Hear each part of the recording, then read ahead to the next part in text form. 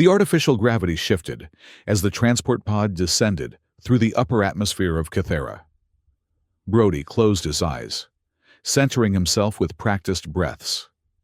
The xenopsychologist had spent months preparing for this mission, learning the language, studying every fragment of intelligence on Catheran society, and rehearsing the psychological tactics that might keep him alive long enough to complete his assignment.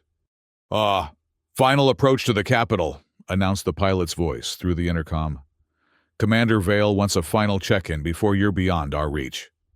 Brody opened his eyes and activated his subdermal communicator with a subtle gesture against his wrist. The small, hollow projector, embedded in his mission bracelet, flickered to life, revealing the stern features of his handler. "Agent Brody," Vale nodded curtly. "The terms of your insertion have been finalized. You'll be presented to Queen Na as the human ambassador, but your diplomatic credentials have been purposefully flawed. When challenged, you'll be thrown into their ritual combat as the 101st challenger." "And if their battle queen maintains her perfect record?" Brody asked, his voice steady despite the implication. "Then we select another agent and try a different approach," Vale replied without emotion. "But intelligence suggests that the Queen is growing restless with these executions. 100 consecutive kills. She may be looking for something different. Your psychological profile gives you the best chance of exploiting that opening." Brody nodded. "And my primary objective remains unchanged." "Correct. Secure a partnership that positions Earth as the dominant power without appearing to diminish Catheran sovereignty. Their metals and biotech are too valuable to risk in open conflict. But the Queen has rejected all conventional diplomatic overtures." Vale's eyes narrowed. "Queen Na must be convinced that submission to human interests is her own idea. You have full authority to use whatever methods prove effective." The connection terminated as the transport shuddered through the final descent. Through the viewport, Brody caught his first glimpse of the Catheran capital, a sprawling array of obsidian spires and bioluminescent structures that pulsed with alien rhythm beneath 3 suns hanging at different positions in the lavender sky. The grand amphitheater carved from living rock could seat 100,000 Therans. Today, it was filled to capacity, a churning sea of scaled bodies and clicking mandibles.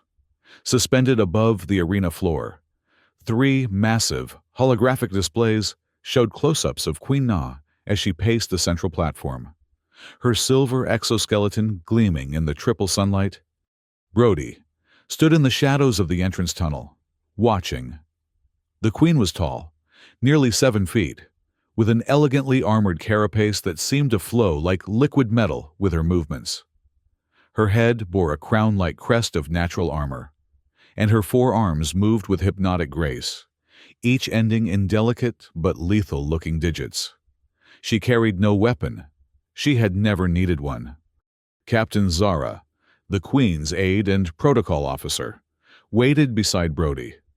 Her scales were a deeper blue than most Therans, and she wore ceremonial markings that designated her elevated status.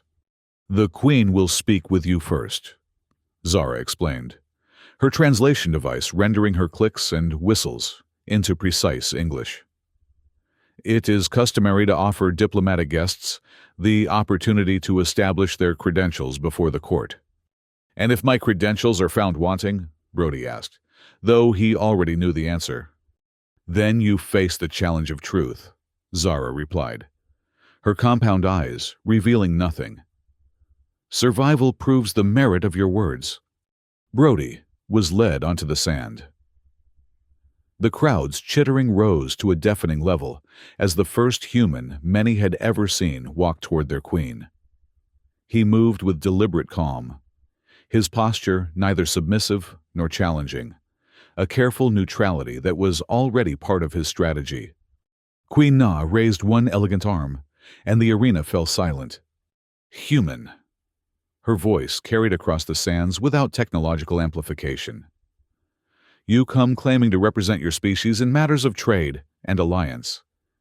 Yet our intelligence suggests your authority is questionable. Her head tilted slightly, compound eyes glittering with predatory interest. Explain yourself. Brody bowed just deeply enough to show respect without deference. Your Majesty, I am Brody of Earth, trained in the understanding of different species and their ways. I come seeking mutual prosperity between our worlds. Mutual? Nah made a sound that might have been laughter. Your species has consumed 3 planetary systems in as many decades. You speak of partnership while practicing domination. Brody maintained his composure. Perhaps that perception deserves closer examination. I request private audience to discuss matters too complex for public forum. The Queen circled him slowly. Your papers claim diplomatic immunity, yet they bear inconsistencies that suggest deception. She stopped directly before him.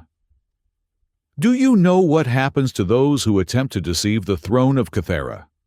The crowd's excitement swelled again. Brody noticed many Kytherans performing a rhythmic tapping motion against their chest plates, a ritual anticipating bloodshed. I am aware of your challenge ritual, Brody replied evenly. 100 challengers have faced you. 100 have failed. And you would be the 101st? Na's voice carried a hint of boredom beneath the ritual declaration. Unless you can provide better evidence of your authority than these flawed credentials.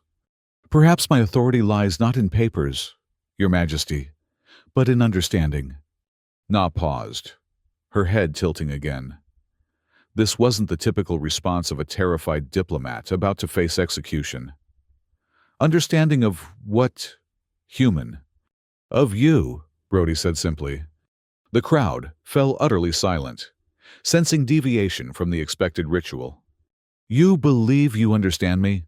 Na's voice carried dangerous amusement. Enlighten us all, then, before you die. Brody took a measured breath, then spoke loud enough for the entire arena to hear. You've killed 100 challengers not because your laws demand it, but because you've been searching for someone worthy of your attention. Someone who doesn't break under pressure or beg for mercy. The executions aren't about justice. They're about your loneliness. A collective gasp rippled through the arena. Several royal guards stepped forward, weapons raised. But Na held up one hand to stop them. Bold words from one about to die, she said. But Brody noted the subtle shift in her posture, a minute straightening that his training identified as genuine interest. I'm not afraid of death, Your Majesty. I'm afraid of wasting potential. Earth and Thera could accomplish remarkable things together, but only if we move beyond ritualized posturing. Queen. Na studied him for a long moment, her compound eyes unreadable. Then she made a sharp gesture toward her guards. Take the human to the interrogation chamber. It seems we require a more thorough examination of his claims. As the guards surrounded him, Brody caught the subtle twitch of Na's primary left arm, a micro-expression that, according to his briefings, indicated surprised approval among Kytherans. It was a tiny victory, but potentially enough to keep him alive for the next phase of his mission. The interrogation chamber was smaller than Brody had expected, an octagonal room with walls of polished obsidian that reflected distorted images of its occupants. Bioluminescent veins pulsed through the ceiling, casting an eerie blue-green light that shifted in intensity, with patterns Brody couldn't decipher. He sat alone on a simple stone bench for nearly 2 hours, a psychological tactic he recognized immediately. Let the subject stew. Imagine worst-case scenarios. Weaken their resolve before questioning began. Brody used the time to center himself and review what he knew about Kytheran interrogation techniques. They rarely employed physical torture. They considered it inefficient compared to psychological manipulation. When the door finally opened, Queen Na entered alone, a significant deviation from protocol that told Brody his arena gambit had genuinely intrigued her. "Your guards seem absent, Your Majesty," Brody observed casually. "Are they needed?" Na countered, circling him slowly. She had removed her ceremonial armor, wearing only a form-fitting undersuit that accentuated her alien physiology. "You claim to understand me, human. That suggests you know I can kill you without assistance, should the need arise." "True," Brody nodded. "Just as I know that if you wanted me dead, I wouldn't have left the arena alive." Na completed her circle and stood before him. "Explain your earlier statement. How does a human presume to understand the mind of a Theran queen?" "Xenopsychology is my specialty," Brody explained. "I study how different species think, feel, and behave. Humans and Therans are different in many ways, but power and isolation create similar patterns across species." "And you believe I am lonely?" The word seemed to struggle through her translator. "I believe you are surrounded by those who fear you too much to challenge you intellectually," Brody clarified. 100 dead challengers suggest you haven't found an equal in combat. But perhaps combat isn't the only arena where you seek worthy opposition. Na made a clicking sound that Brody's training identified as contemplative. "You speak as though you offer yourself as such an opponent." "I offer myself as a different kind of challenger," Brody corrected. "One who fights with ideas rather than weapons." "Ideas can be more dangerous than blades," Na observed. "Which is why they make for more interesting battles." Na approached and extended one of her lower arms, the clawed tip gently tracing the air just above Brody's cheek. He remained perfectly still, showing neither fear nor aggression. "Your species is known for deception," she said. "How do I know your understanding isn't simply clever manipulation?" "You don't," Brody admitted. "Just as I don't know if this interrogation is merely prelude to a more elaborate execution. Trust requires risk." "Trust." Na repeated the word as if testing its weight. "A concept your people invoke while expanding your influence across the stars. And a concept your people reject while watching potential allies drift into human orbit one by one," Brody countered. "Isolation may preserve purity, Your Majesty, but it rarely preserves power." Na's posture shifted again, another micro-expression that Brody recognized as surprise, followed by reassessment. She moved to a recessed panel in the wall and activated a control.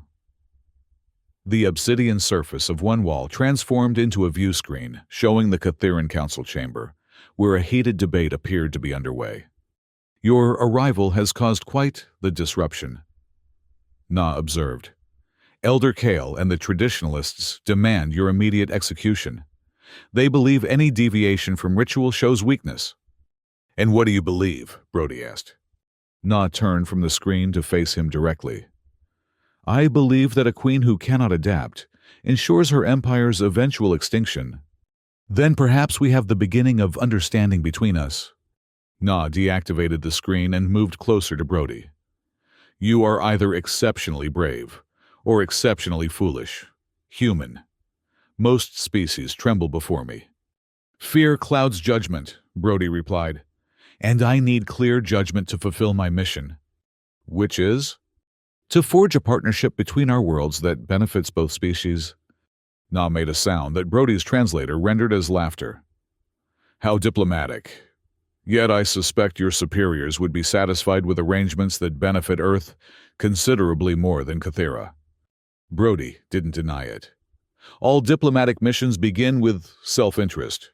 Your Majesty, the art lies in finding where interests align." "And where do you believe our interests align?" Brody of Earth, Na asked, using his name for the first time. "Security, resources, knowledge." Brody held her gaze. "And perhaps the opportunity to engage with minds complex enough to be worthy of respect." Na was silent for a long moment, studying him with unnerving intensity. Finally, she made a decisive gesture with her upper right arm.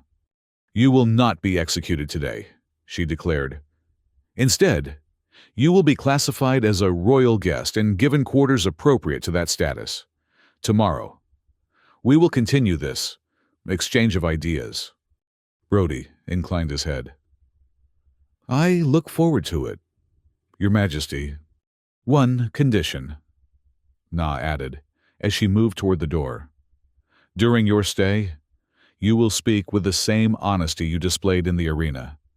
Any detected deception will result in immediate challenge." "Understood," Brody replied. "Though I hope Your Majesty will remember that perspectives can differ, without either party engaging in deliberate deception." Na paused at the doorway. "A diplomatic qualifier," she observed. "Already you negotiate the terms of truth itself." There was a note of something like approval in her tone. "Rest well, human. Tomorrow's battles may not draw blood, but they will test your mettle nonetheless." As the Queen departed, and guards arrived to escort Brody to his quarters, he allowed himself a moment of cautious satisfaction. Phase 1 complete. He had survived initial contact and established himself as an intellectual curiosity rather than a threat or a victim. Now came the more delicate work of building influence and seeking vulnerabilities in the Queen's psychological armor. What he hadn't anticipated was the genuine intrigue he felt. Queen Na was more complex, more adaptable than intelligence reports had suggested. The challenge of understanding her fully, not just as a target for manipulation, but as a sophisticated being, stirred his professional interest in a way he hadn't experienced in years. It was a complication, but not necessarily an unwelcome one. The best psychological operations were those where the operative maintained genuine intellectual engagement. It kept the performance authentic. Authenticity, Brody reminded himself as he followed his escorts through the obsidian corridors, was merely another tool in his arsenal. Nothing more. Brody's assigned quarters were surprisingly comfortable, a spacious chamber with furnishings that had clearly been adjusted for human physiology. The bed was nearly flat, rather than concave as Catharans preferred, and the ambient temperature was several degrees warmer than what the insectoid species typically maintained. Someone had studied human requirements with care, which suggested either thorough intelligence gathering or previous human visitors who weren't acknowledged in official records. Both possibilities were worth exploring. After a meal of synthesized proteins designed to approximate Earth cuisine, an imperfect but edible attempt, Brody spent the evening reviewing the data on his secured tablet. The device appeared to function normally, suggesting the Catharans hadn't yet developed technology capable of interfering with quantum-encrypted communications. Initial contact established, he recorded in his mission log. Execution postponed through psychological engagement. Queen displays greater adaptability than reported. Recommend accelerated timeline for influence operation. As he prepared to encrypt and transmit the report to the orbital relay, a chime announced a visitor. Brody quickly secured the tablet in a hidden compartment of his luggage. "Enter," he called, composing his features into neutral attentiveness. Captain Zara stepped into the room, her formal armor replaced by a simpler uniform that still managed to convey her rank and authority. "The Queen requests your presence," she announced, without preamble. Brody glanced at the time display. "At this hour, I was given to understand our discussions would resume tomorrow. Her Majesty does not always adhere to expected schedules," Zara replied, her mandibles clicking in what might have been disapproval. "Especially when her curiosity is engaged." "I see." Brody rose and straightened his clothing. "Lead on, then." As they traversed the curving corridors of the palace, Brody noticed subtle differences in their route compared to earlier. They were ascending rather than moving laterally, and the guards they passed wore insignia indicating they belonged to the Queen's personal regiment rather than general palace security. "We're heading to the royal quarters," he observed. Zara's compound eyes flickered toward him briefly. You are observant for a human. Part of my training, Brody replied casually. Is it customary for the Queen to conduct diplomatic discussions in her personal chambers? Nothing about your presence here is customary, Zara said. You should have died in the arena today. Instead, you speak with Her Majesty as though you are an equal. I spoke to her as one sentient being to another, Brody corrected. Equality wasn't implied. Yet neither did you grovel, Zara noted. 100 challengers begged for mercy before they died. You offered analysis instead of pleas. They had reached an ornate doorway, guarded by 4 elite warriors. Zara gestured for Brody to wait while she approached and exchanged quiet words with the guard captain. After a moment, the massive doors slid open silently. The Queen awaits, Zara announced, then added in a lower tone. Remember, human, whatever game you think you're playing, she has been winning such contests since before your grandparents were born. Brody inclined his head in acknowledgement. Thank you for the reminder, Captain. He stepped through the doorway into Queen Na's private domain. The doors closed behind him with a soft hiss, leaving him alone in a vast chamber, unlike anything he had expected, where the public spaces of the palace favored austere obsidian and ceremonial grandeur. The Queen's personal quarters were a riot of color and sensory experience. Bioluminescent plants in jewel tones lined the walls, their tendrils shifting and pulsing in harmony. Water flowed through transparent channels in the floor, creating a subtle, ambient music as it circulated. The air carried complex scents that Brody's human olfactory system could only partially process, something like cinnamon and ozone with hints of an earthy musk. Quina stood near a curved viewport that revealed the 3 moons of Cathera, her silhouette etched against their glow. She had changed again, now wearing what appeared to be casual attire by Catheran standards, a flowing garment of iridescent material that complemented her silver exoskeleton. Your quarters are satisfactory? She asked without turning. More than satisfactory, Brody replied. Someone has studied human needs with impressive attention to detail. You are not the first human I have encountered, Na said, finally turning to face him. Though you are the first to survive more than a brief audience. Brody absorbed this new information. The others faced the challenge? Some. Na moved toward a sitting area configured with both Theron and human-appropriate furniture.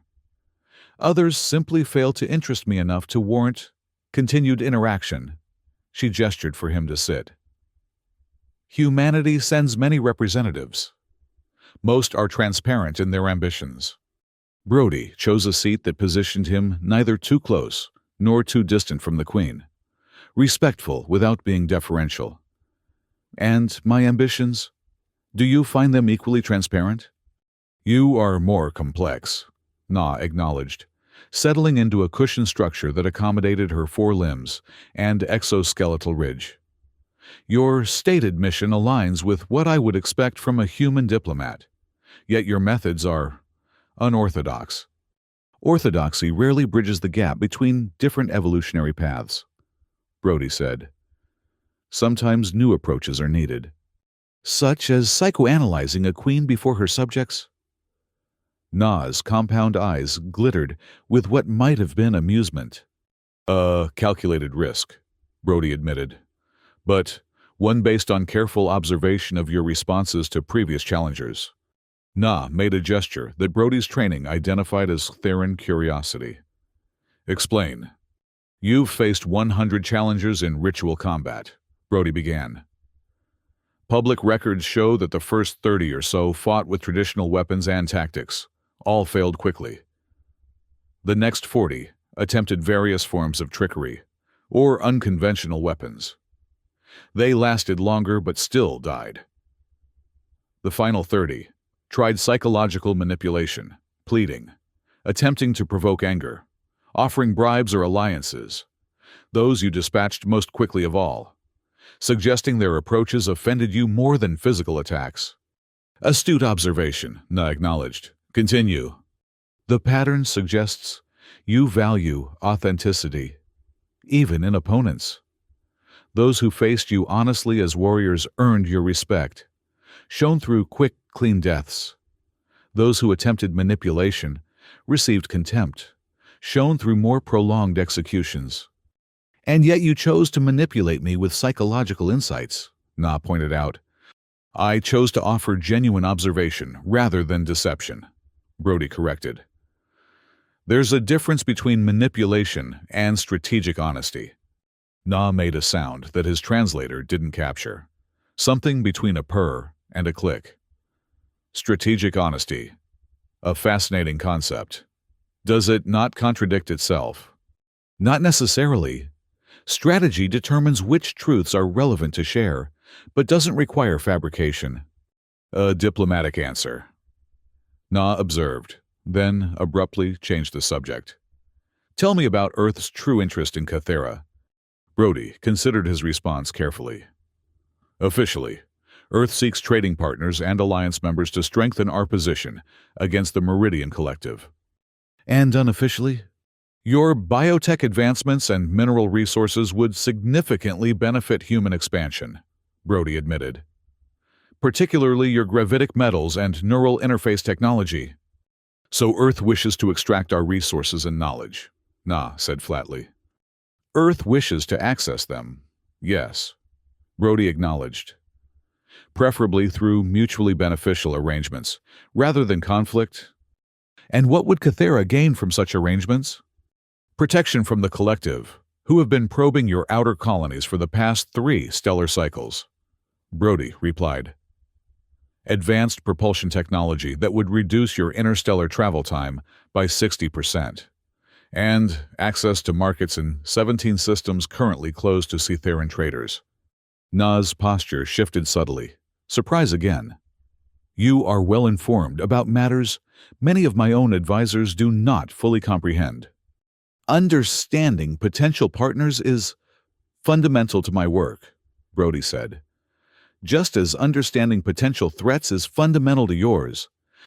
And which are you, Brody of Earth, partner or threat? That depends entirely on what emerges from our discussions, he replied honestly. Though I would prefer the former. Na studied him for a long moment. You speak of trade and alliance with unusual frankness. Most diplomats cloak such discussions in layers of pleasantry and circumlocution. Would you prefer that approach? No, Na admitted. Theran negotiation values directness.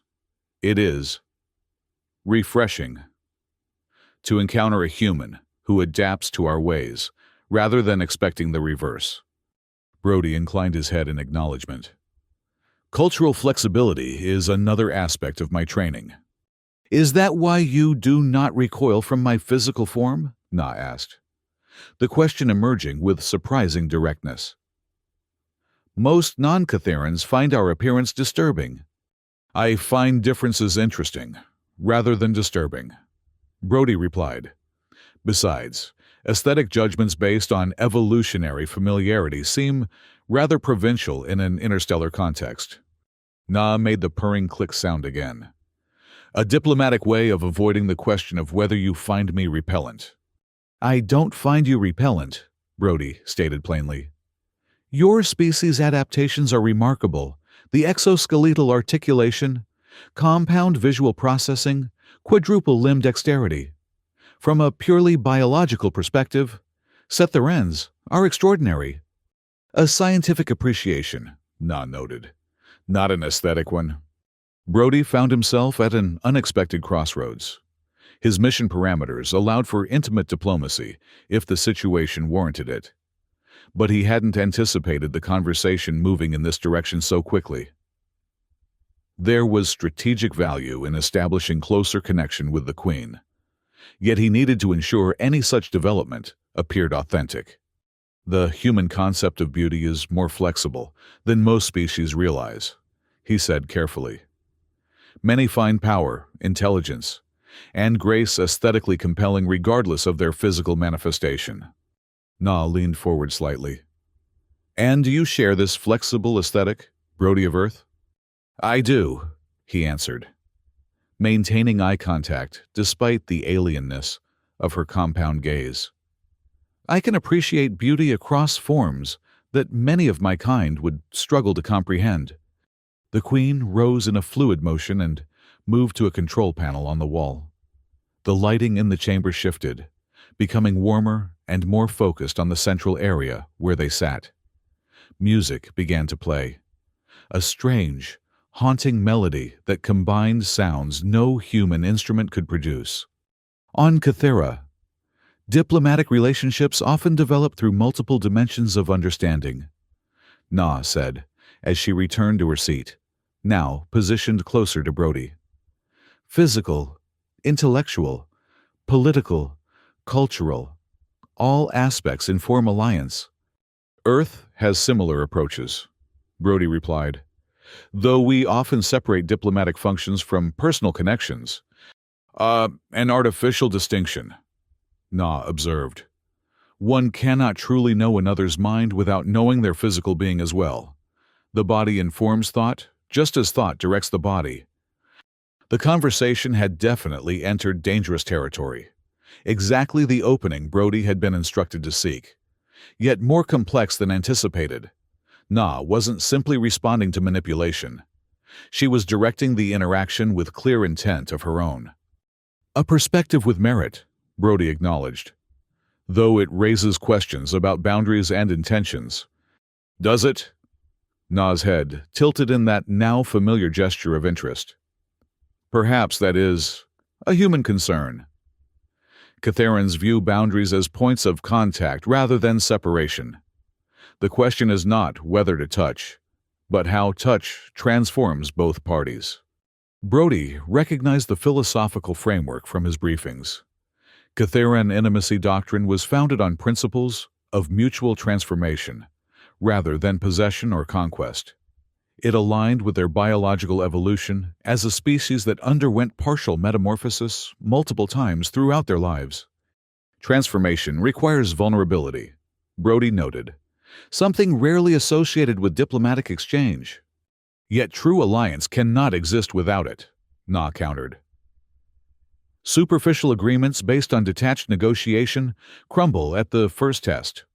Only bonds forged through genuine vulnerability endure. And such vulnerability would be expected from both parties, Brody asked. Of course, Na replied. I do not ask what I am unwilling to give. The implication hung in the air between them, neither fully articulated nor deniable. Brody weighed his options carefully. His mission objective was to establish influence over the Queen through whatever means proved effective. Intimate connection could provide unprecedented leverage, yet carried its own risks, particularly if his handler discovered that the relationship had developed emotional dimensions beyond strategic utility. Before he could respond, Na rose again and moved to stand directly before him. Up close, the alienness of her form was more pronounced, yet also more fascinating. The subtle iridescence of her exoskeleton, the complex articulation of her forearms, the way her compound eyes seemed to take in everything at once. You claim to understand me, human, she said quietly. Yet, understanding remains theoretical until tested through experience. Brody stood to meet her gaze more directly. What kind of test did you have in mind, Your Majesty? First, Na said, you will address me by my name when we are alone. Titles create distance, I find, unnecessary, in certain contexts. As you wish. Nah, Brody replied, the name feeling strangely intimate without its honorific. Second, she continued, raising one of her upper limbs to hover near his face. You will permit me to learn your physical responses, as you have studied my psychological ones. The delicate, clawed tip of her finger traced the air just above his cheek, not quite touching but close enough that Brody could feel the subtle electrical field that surrounded Kytheran exoskeletons. And third, he asked, his voice steady, despite the unexpected intensity of the moment. Third, Na said, her voice dropping to a tone his translator rendered as intimate. You will tell me what Earth has not authorized you to reveal, the true extent of your world's desperation for alliance with Cathera. The request caught Brody off guard, not because it was unexpected that she would seek classified information, but because she had coupled the request so directly with intimate overture. It was a sophisticated approach that blended vulnerability and strategic advantage in a uniquely Catheran way. That would be a significant breach of protocol, he observed. Yes, Na agreed simply. Just as my allowing you into my private chambers is a breach of Theran tradition. Transformation begins with transgression. Brody. He weighed his options rapidly. Revealing certain classified information could actually advance his mission if it established deeper trust, while refusing would likely end this opening for influence. The key was determining which secrets could be sacrificed for strategic gain. Earth's last 3 diplomatic missions to the Meridian Collective have failed, he said finally. Their expansion has accelerated beyond our projections, and our military analysts give us less than 5 stellar cycles before direct conflict becomes inevitable. Na's posture shifted. Surprise, followed by reassessment. The public position of your government suggests at least twice that time frame. Public positions rarely reflect internal assessments, Brody replied. Earth needs allies with advanced technology and strategic positioning. Cathera provides both. So your world approaches from weakness rather than strength, Na observed, her clawed digit finally making contact with Brody's skin, tracing a line along his jawline with unexpected gentleness. Strategic necessity, Brody corrected. Though Earth's resources remain considerable, yet insufficient against the collective without support, Na pressed, her touch continuing its exploration, moving down to his throat, where his pulse was visible. No single power can stand against them alone.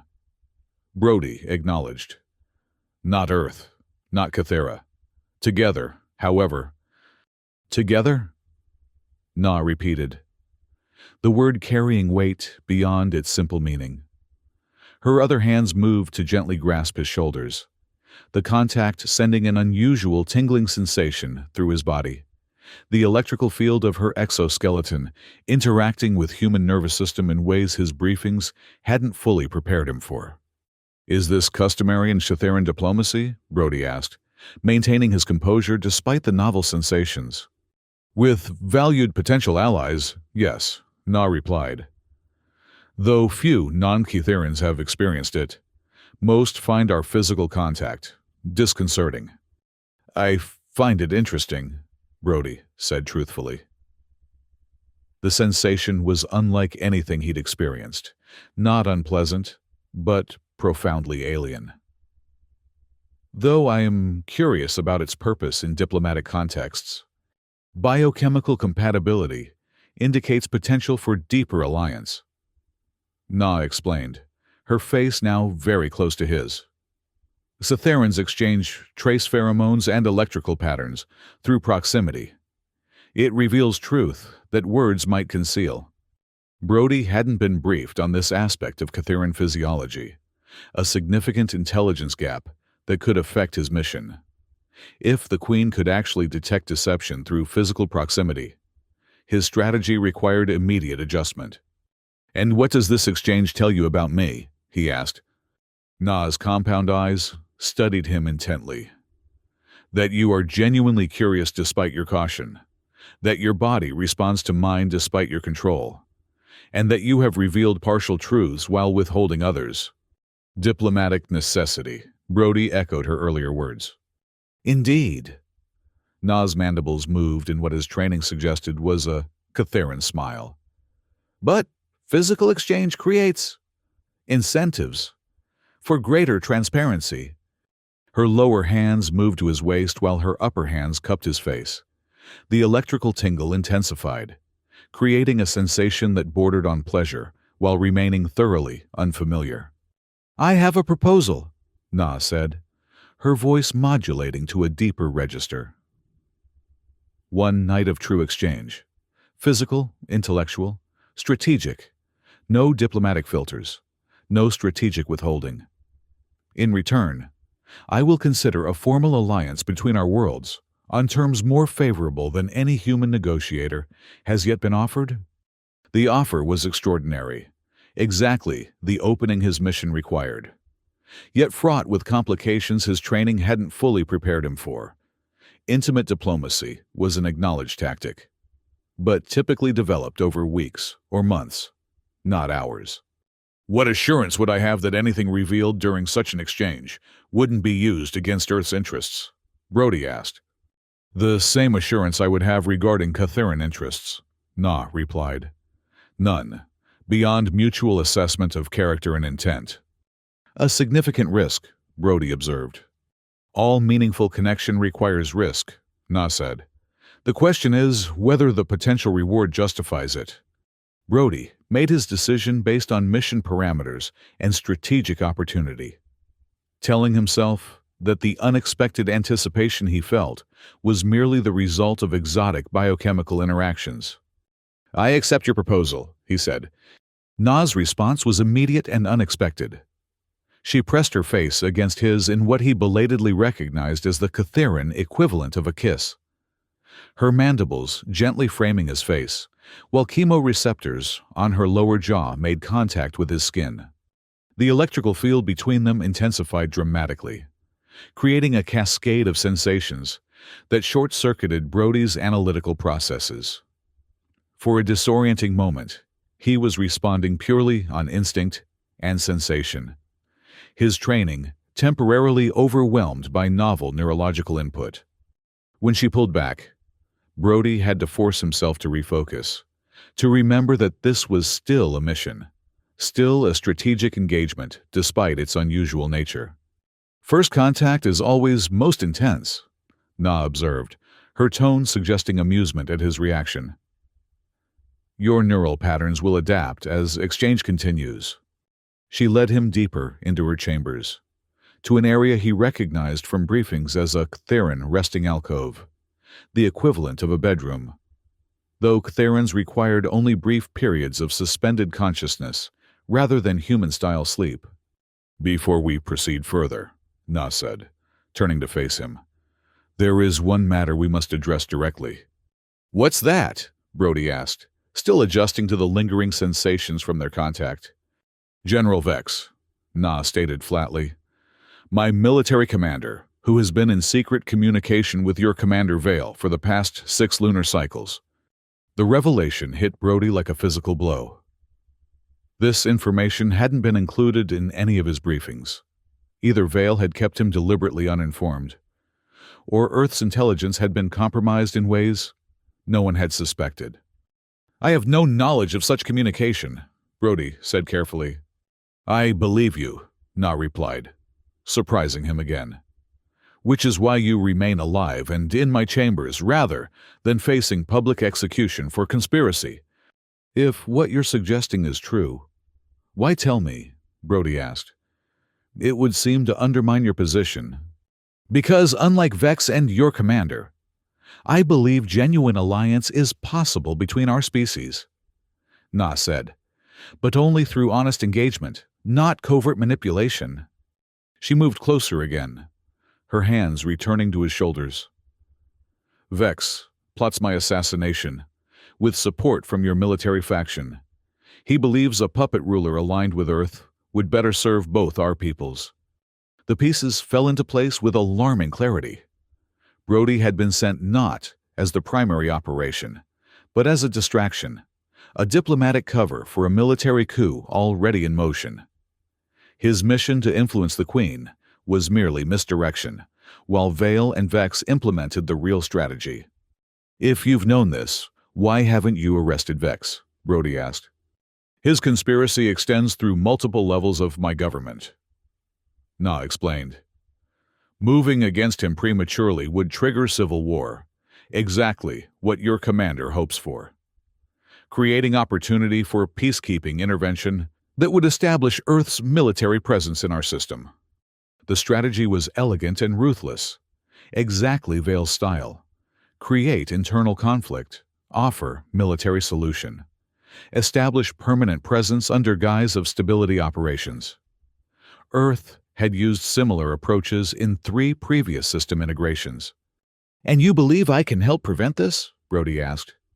"I believe you were not informed of the full operation," Na said, "which suggests you might find its methods objectionable, particularly the planned elimination of a diplomatic officer, yourself, to serve as catalyst for intervention." Another revelation that shouldn't have shocked Brody but did. Expendability was implicit in his line of work, yet direct confirmation that he was meant as a sacrificial pawn stung nonetheless. "What exactly are you proposing?" he asked, professional focus reasserting itself. "Alliance," Na said simply. "True alliance, beginning between us and extending to our peoples.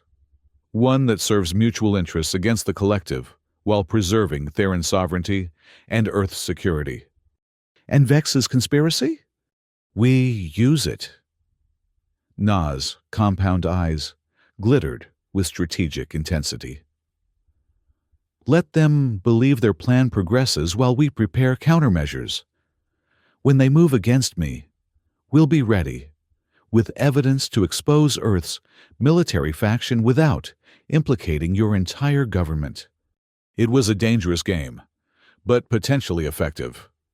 If Brody helped Na thwart the coup while establishing legitimate diplomatic channels, he could actually fulfill his mission's stated objective while countering its hidden agenda. "Why trust me with this?" he asked. "I'm still an Earth operative." "Because unlike Vex and Vale, you seek influence through understanding rather than dominance," Na replied. "And because I have spent a century studying humans, your physiological responses when we touch tell me more truth than your words ever could." Her hands moved from his shoulders to his chest, the electrical field between them intensifying again. "Now, shall we proceed with our exchange? There is much to discuss regarding our mutual strategy, after we establish deeper connection." The intimate diplomacy that followed transcended Brody's training and expectations. Catharin physiology and approach to physical connection differed fundamentally from human experience, yet created possibilities for sensation and communion his briefings hadn't begun to capture. Through cycles of intensifying electrical exchange and neural synchronization, Na introduced him to Catharin intimacy, a practice focused not on reproduction, which Therans manage through entirely different biological processes, but on cognitive and emotional melding. The experience left Brody disoriented, yet exhilarated. His normal psychological barriers temporarily bypassed by neurochemical processes he couldn't have prepared for. In that altered state, strategic calculation gave way to genuine exchange. He found himself revealing aspects of Earth's position and his own motivations that went beyond calculated disclosure. Na reciprocated with revelations about Catharin politics, the fractures in her ruling coalition, and her personal struggle to modernize a civilization bound by ancient tradition. They spoke of the Meridian Collective's expansion, sharing intelligence and analysis from their respective sources to form a more complete picture of the threat. Hours passed in this strange communion of minds and bodies, until finally they lay together in the resting alcove, their physical forms intertwined in ways that would have seemed impossible given their different physiologies. "Your commander believed Catharin intimacy would provide leverage over me," Na observed, her voice carrying a post-connection harmonics that the translator rendered as gentle amusement. He didn't understand that true exchange transforms both participants. Brody couldn't deny the transformation he felt. Something fundamental had shifted in his perception, not just of Na or Catharin's, but of his mission and his own role within it. "We've established connection," he acknowledged, "but we still face practical challenges. Vex controls your military, and Vale has Earth's operational authority in this sector. Which is why we must allow their plot to progress to a certain point, Na said, her strategic focus undiminished by their intimacy. Only by catching them in overt action can we expose and neutralize their faction without broader conflict. You're suggesting we use ourselves as bait, Brody noted. I'm suggesting we use their expectations against them, Na corrected. They believe you are seducing me for information while positioning me for elimination. We allow them to believe they're succeeding, while actually preparing countermeasures. Brody completed the thought. It could work, but the timing would be critical. Move too soon, and they'll simply delay. Too late, and we might not survive to implement the larger strategy. Then we must ensure our timing is perfect, Na said, rising from the resting alcove in a fluid motion, beginning with a public demonstration of your growing influence tomorrow. The next morning, Brody stood beside Queen Na in the Royal Council chamber as she announced his new status as special diplomatic envoy with unprecedented access to Catheran leadership. The assembled councillors reacted with varying degrees of shock, outrage, and calculation. Elder Kale, leader of the traditionalist faction, was particularly vocal in his opposition. This human survived challenge through trickery, not merit, he chittered angrily. Now he is rewarded with diplomatic status. The ancestors would be disgusted by such weakness. The ancestors did not face the Meridian Collective, Na countered smoothly. New threats require new alliances. Envoy Brody brings valuable intelligence and resource opportunities that merit serious consideration. From his position, slightly behind the Queen, Brody observed General Vex, who maintained careful neutrality during the exchange. The general's compound eyes occasionally flicked toward Brody, measuring and assessing, but his mandibles remained still in practiced discipline. What specific benefits does this human offer that justify such unprecedented access? Vex finally asked, his tone professionally curious, rather than overtly hostile. Na gestured for Brody to respond directly, another break with protocol that sent ripples of reaction through the assembly. Earth's deep space monitoring network has detected collective probe ships in your outer system, Brody stated, projecting confidence and authority. Ships your sensors haven't identified due to their phase-shifted signatures.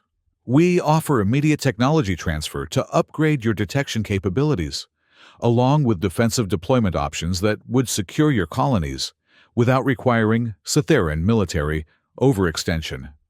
The information, accurate but classified, created the intended stir among the council. Vex's posture shifted subtly, surprise quickly masked by renewed neutrality. These claims require verification, the general noted. Of course, Brody agreed smoothly. I've prepared a data package with technical specifications for your experts to review.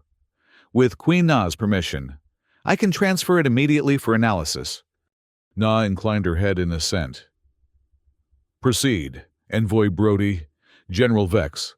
Assign your best technical team to verify the human's information. As you command, Majesty. Vex responded with perfect military discipline, though Brody detected the subtle mandible tension that indicated Catheran frustration. The council session continued with discussion of trade proposals and defense arrangements. Brody contributing strategic insights that demonstrated deep knowledge of Theran needs and capabilities. By session's end, even some traditionalists were showing reluctant interest in potential collaboration. As the council dispersed, Na beckoned Brody to follow her to a private antechamber. Once alone, she activated security countermeasures that would prevent surveillance. Vex will move quickly now, she observed. Your information about the collective probes was unexpected. It disrupts his narrative that Earth offers empty promises. The data is genuine, Brody confirmed. Though not something I was authorized to share. Vale will know I've gone off script when Vex reports back. Good. Na's mandibles clicked in satisfaction. The more they believe you've been compromised, the more likely they are to accelerate their timetable. How soon do you expect them to move against you? Within 2 solar days. Na predicted. The assassination attempt will likely target both of us simultaneously, eliminating you as evidence while removing me as obstacle. Brody nodded grimly. We'll need contingency measures in place before then. And we'll need to document Vex's Earth connection conclusively if we want to prevent wider conflict.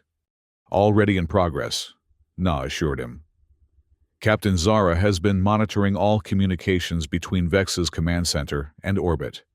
We've identified the frequency signatures of your military vessels and documented 12 encrypted exchanges in the past day alone. Impressive, Brody acknowledged. Though Vale will have used quantum protocols that even your best technicians can't decrypt, we don't need to read the content to prove conspiracy exists, Na pointed out. The pattern and timing of communications is evidence enough, particularly when correlated with Vex's movements and resource allocations. They spent the next hour developing contingency plans and security measures, working with a synchronicity that transcended their different species and backgrounds. The intimate connection they had established created a foundation for intuitive collaboration that might normally have taken months to develop. As they concluded their planning session, Na touched Brody's face in the now familiar gesture of Catheran connection. You understand what happens if we fail? I do, Brody replied. Vex takes power with Earth's backing. Cathera becomes a client state rather than an ally, and both of us are eliminated as inconvenient complications. And if we succeed, we establish the foundation for genuine partnership between our worlds, Brody said. One based on mutual respect rather than dominance. Na's compound eyes studied him intently. You have changed since your arrival, Brody of Earth. Your physiological responses suggest you now genuinely believe in this partnership, beyond strategic calculation. Brody didn't deny it. The intimate diplomacy had affected him more profoundly than he had anticipated, or than his training had prepared him for. What had begun as tactical manipulation had evolved into something he was uncomfortable naming but couldn't entirely deny. Changed circumstances require adapted objectives, he said finally. A diplomatic answer, Na observed, echoing their earlier conversation. Yet not entirely untruthful. Before Brody could respond, an urgent signal chimed from the communication panel. Na activated it to reveal Captain Zara's concerned features. Majesty, General Vex has dispatched elite units to the palace perimeter with non-standard armaments, Zara reported. And we've detected unusual energy signatures from Earth vessels in orbit. Sooner than expected, Na noted with calm focus. Implement security protocol Obsidian Shield, and ensure our evidence compilation is secured to the Royal Dead Box. Already done, Majesty, Zara confirmed. Shall I activate the Royal Guard for extraction? No. Na decided after a moment's consideration. We proceed as planned. Let Vex believe his initial moves go undetected. After Zara's image disappeared, Na turned to Brody. It seems our timeline has accelerated. Are you prepared? As much as possible under the circumstances, Brody replied, shifting fully into operational mode despite the lingering effects of their connection. Though I'd prefer more time to establish secondary countermeasures. We adapt with available resources, Na said, moving to a concealed panel in the wall. She pressed her palm against it, and a section of flooring retracted to reveal a weapons cache. Choose what you're comfortable with. Once Vex moves openly, diplomatic pretense will be irrelevant. Brody selected a compact energy pistol, similar enough to Earth models that he could operate it effectively, along with a defensive shield generator that strapped to his forearm. I assume you have an evacuation route planned? He asked as he checked the weapons charge. Several, Na confirmed. though evacuation may prove unnecessary if we can turn Vex's operation against him effectively. A soft chime from Brody's communication device interrupted them. He checked the encrypted display to find a direct message from Commander Vale. Unprecedented during an active operation. Vale is contacting me directly, he informed Na. That's not standard protocol. Answer, Na suggested, but on external speaker. I want to hear his approach. Brody activated the communication link, ensuring the quantum encryption remained engaged to prevent Vale from detecting Na's presence. Agent Brody. Vale's voice emerged with characteristic precision. Your mission parameters appear to have been compromised. Surveillance indicates the Cytheran Queen has attempted to establish inappropriate influence. Confirm status. Status green, Brody replied, using their coded terminology. Influence operation progressing as anticipated. The Queen believes she's gaining my cooperation while revealing valuable intelligence. Vale was silent for a moment, assessing the response against expected parameters. Your data uploads have been irregular and incomplete. Explain. Security countermeasures in the royal quarters exceed initial intelligence. Brody improvised smoothly. I've prioritized maintaining cover over risking detection through frequent transmissions. Another pause. We're implementing Contingency Alpha. Extraction in 6 hours. Ensure you're separated from the target by that time. Contingency Alpha, the code for military intervention following staged assassination.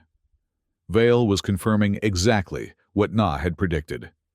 Understood, Brody responded. Any special preparations required? Just distance yourself from the Queen, Vale instructed.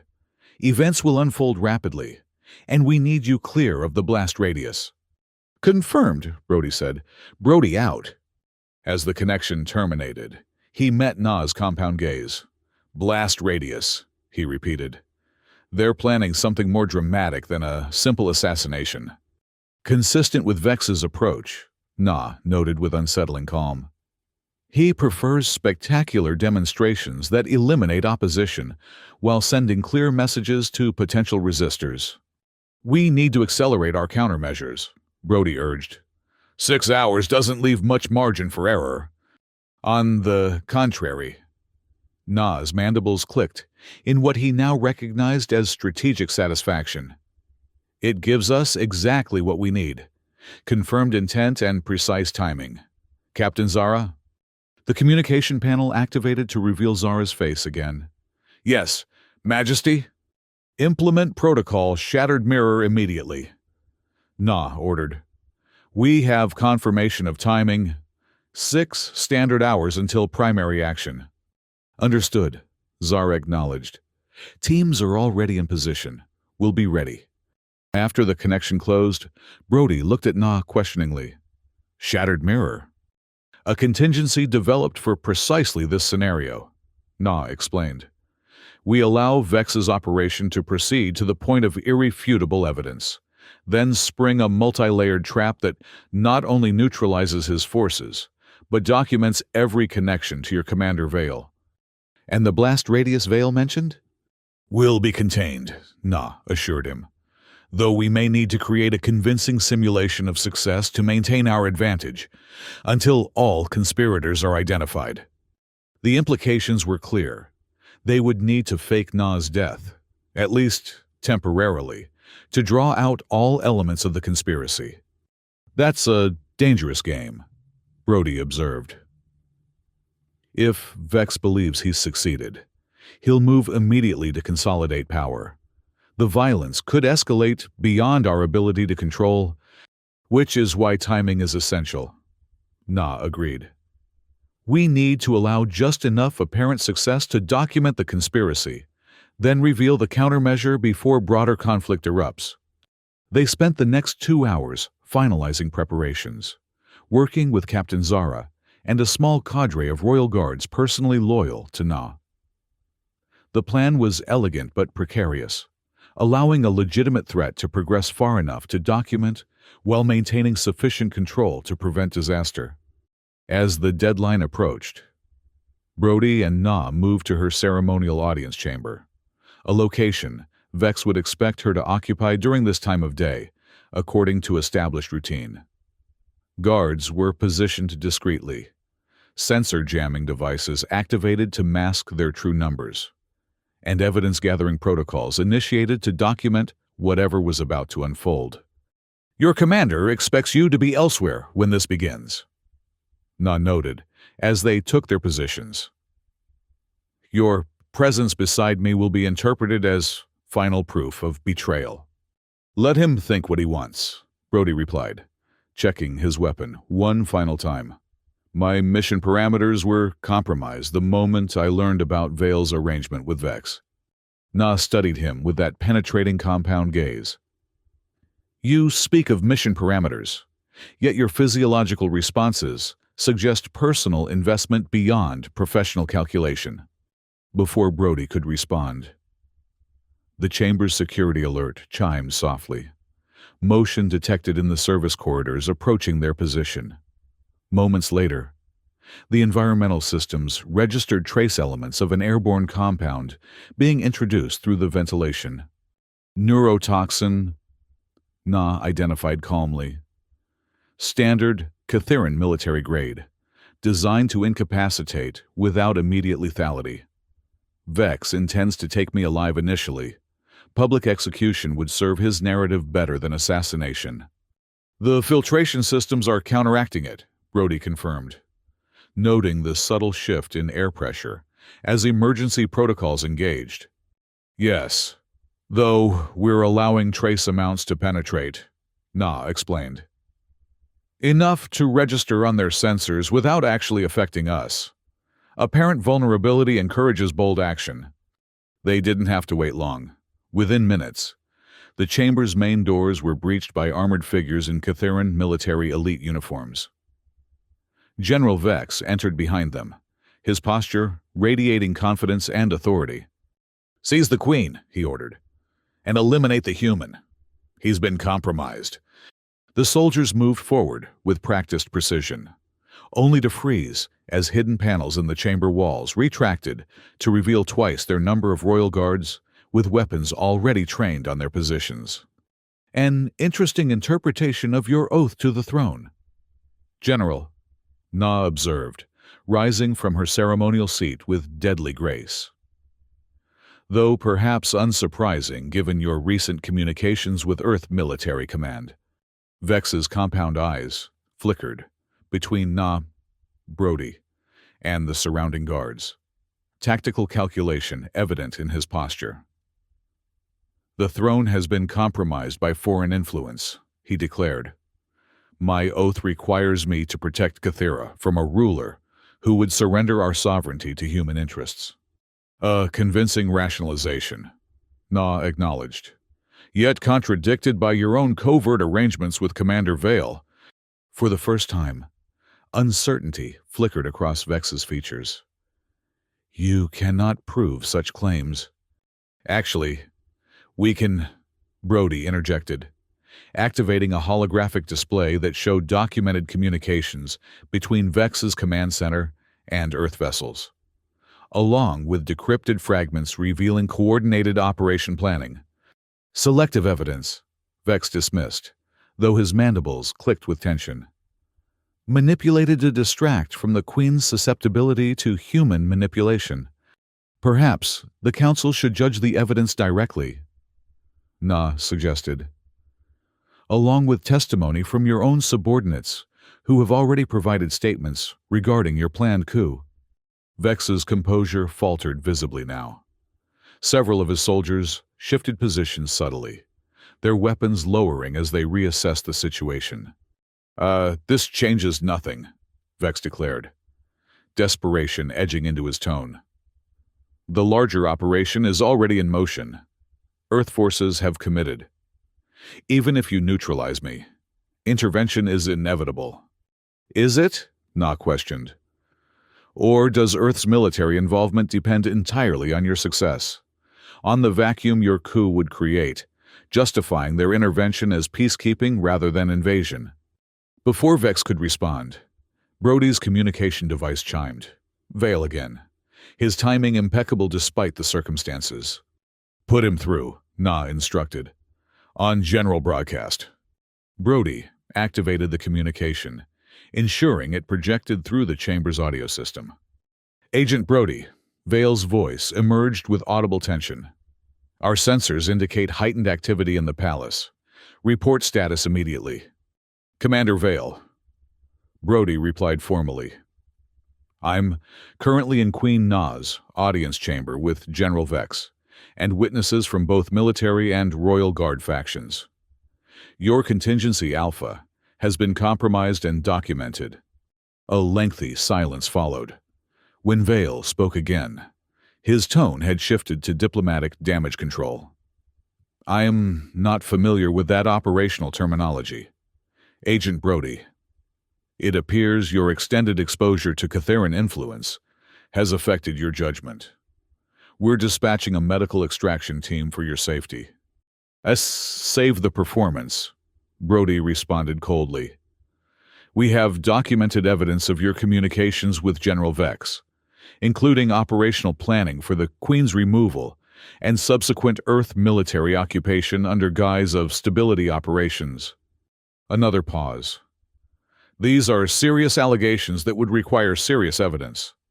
Evidence I don't believe you possess, given our encryption protocols." "Quantum encryption is impressive," Na interjected smoothly. "But pattern analysis and correlation with General Vex's actions provides compelling circumstantial evidence. Evidence that would certainly justify a formal diplomatic inquiry into Earth's activities in Theran space." The threat was clear, even without decrypted content. The documented pattern of coordination preceding an attempted coup would trigger interstellar diplomatic consequences that Earth's government would prefer to avoid. "I see," Vale said finally. "Perhaps there has been a misunderstanding regarding authorized operations in your sector. I suggest a direct discussion between appropriate authorities to clarify intentions on both sides." "A reasonable proposal," Na agreed, her tone suggesting anything but agreement. "Though such discussions would necessarily exclude individuals implicated in unauthorized activities. Do you speak with authority to negotiate directly with the throne, Commander Vale, or should we request Earth's diplomatic corps to send representatives untainted by recent misunderstandings?" The question placed Vale in an impossible position. Claiming authority would tie him directly to whatever negotiation followed, while denying it would acknowledge his actions had been unauthorized by higher Earth authorities. "I will consult with my superiors regarding appropriate diplomatic channels," Vale replied after careful consideration.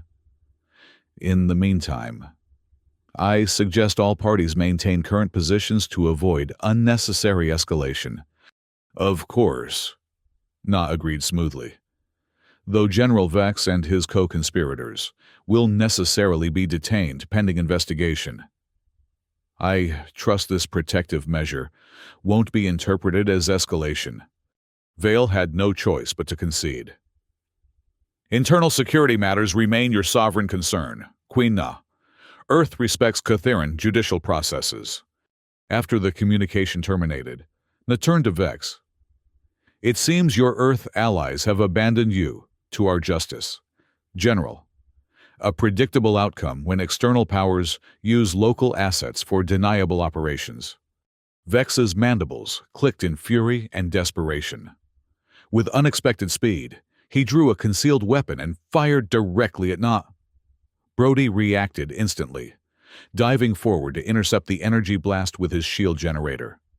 The impact knocked him backward as the shield absorbed and dissipated the deadly energy. Na's response was immediate and lethal. With fluid grace that belied her size, she launched forward and struck Vex with precision that severed the neural connections between his head and thorax. The general collapsed, his compound eyes dimming as his system shut down. "A cleaner death than he deserved," Na observed dispassionately, before turning to check on Brody. "You're injured." Brody looked down to discover that the shield hadn't completely absorbed the blast. A portion of energy had penetrated, leaving a scorched wound across his left shoulder and chest. Superficial, he assessed, though the pain suggested otherwise. The shield took most of it. Medical team to the audience chamber. Na ordered one of her guards. And secure the general's conspirators for interrogation. As the chamber erupted into controlled activity, Na knelt beside Brody, her hands gently examining his wound. You intercepted a blast meant for me, she observed. An interesting choice for a diplomatic agent. Professional assessment, Brody replied through gritted teeth. Your survival was mission critical. Is that the only reason? Na's compound eyes studied him intently. Before Brody could formulate a response that balanced truth with professional distance, the medical team arrived. As they treated his injury with Catheran regenerative compounds that quickly numbed the pain, Na supervised the securing of prisoners and evidence. Within an hour, the immediate crisis had been contained. Vex's co-conspirators were imprisoned. Loyal military commanders had secured strategic installations, and evidence of the attempted coup was being compiled for presentation to the council. Brody found himself in Na's private quarters again, his wound treated, but still painful as the regenerative process continued. The Queen entered after concluding emergency sessions with her security advisors, her posture revealing exhaustion despite her exoskeleton's rigid structure. Vale has withdrawn Earth vessels from orbit, she informed him. Official diplomatic channels have been opened between your government and mine, with formal disavowal of any authorized coup attempt. As expected. Brody nodded. Earth can't afford the diplomatic repercussions of being caught in failed regime change. They'll distance themselves from Vale while quietly reassigning him. And you? Na asked, moving closer. What happens to the agent who disrupted his own government's covert operation? It was the question Brody had been avoiding since the moment he'd chosen to ally with Na against Vale's plan. His actions, while justifiable from certain perspectives, constituted a clear breach of mission parameters and operational loyalty. Officially, I'll likely be recalled for debriefing and reassignment, he said finally. Unofficially, my career in diplomatic operations is over. Best case scenario. I'm assigned to analytical roles far from field operations. Worst case, I'm quietly retired with permanent surveillance to ensure I don't share operational knowledge with unauthorized parties. Neither outcome seems to utilize your unique talents effectively, Na observed, settling beside him on the resting platform. Perhaps an alternative might be considered? What alternative? Brody asked, though he suspected her direction.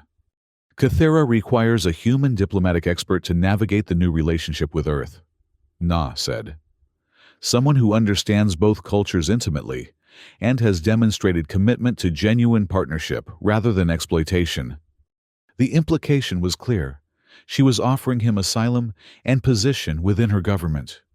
It was an unprecedented opportunity, yet also constituted final, irrevocable betrayal of his Earth commitments. Such an arrangement would confirm every suspicion Vale has about my compromised loyalty, Brody noted. Your loyalty was already questioned the moment you prevented his operation, Na pointed out. The question now is not whether you've broken with your previous allegiance, but what new purpose your unique perspective might serve. It was a compelling argument, pragmatic rather than emotional, though Brody was increasingly aware that emotional factors were influencing his consideration more than professional training would recommend. There's something you should know before you make such an offer, he said finally. My original mission parameters weren't simply to establish diplomatic relations.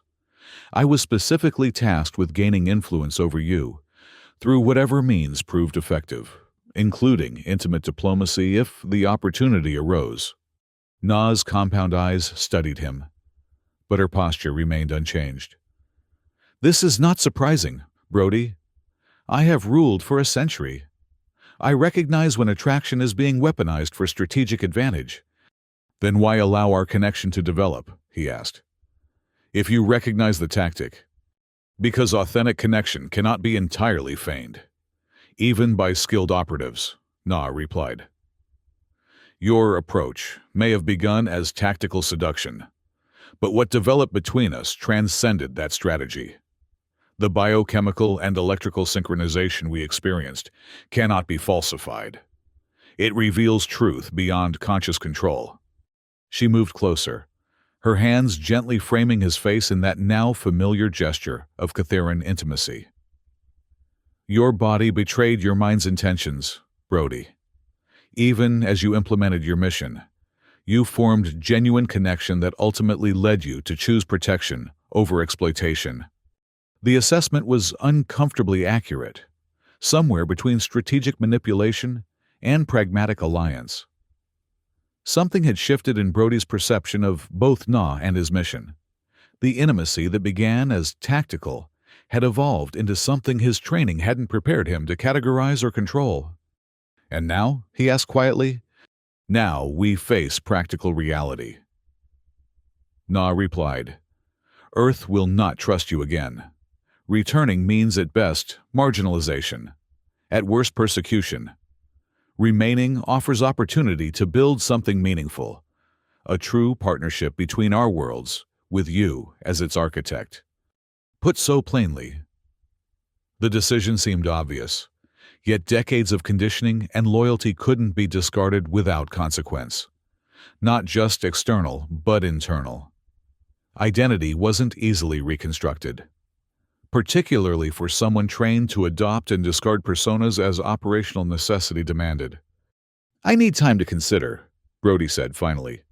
Of course, Na agreed, withdrawing her touch. Though circumstances may force decisions sooner than ideal, Earth has requested your return within 3 standard days. And if I decline? Then, as Queen, I would naturally extend diplomatic protection to a valued advisor, Na said, though such protection would necessarily confirm your changed allegiance in Earth's assessment. Brody nodded, understanding the implicit timeline. 3 days to decide between worlds, between identities and loyalties that had seemed immutable only days before. Rest, Na suggested, rising from the resting platform. Your body requires recovery, and your mind clarity. We will speak again when both have been restored. As she moved toward the door, Brody called after her. What would your ancestors say about a human advisor to the Theran throne? Na paused, her compound eyes glittering with what might have been amusement. They would say that adaptation ensures survival, while rigid tradition guarantees extinction. It is why I rule, and they do not. After she departed, Brody lay back on the resting platform, his mind cycling through possibilities and implications.